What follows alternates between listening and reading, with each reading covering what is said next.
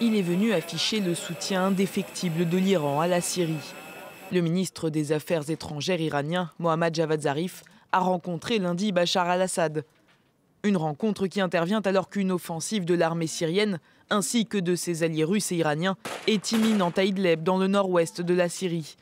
Cette province est la dernière que contrôlent encore les rebelles. Pour Mohammad Javad Zarif, il est déjà temps d'évoquer l'après-Idlib.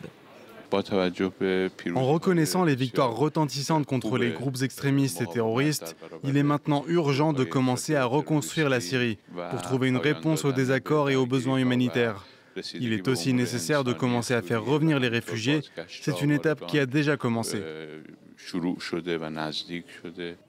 Les Nations Unies craignent qu'une bataille à Idlib entraîne une nouvelle catastrophe humanitaire. La France a, elle, fait part de sa préoccupation. Dans un tweet, Donald Trump met en garde la Russie, l'Iran et la Syrie.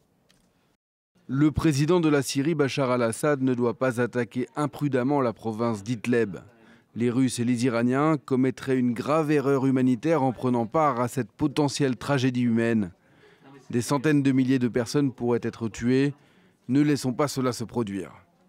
Cela fait plusieurs semaines que le gouvernement syrien prépare une offensive à Idlib en envoyant des troupes aux abords de la province.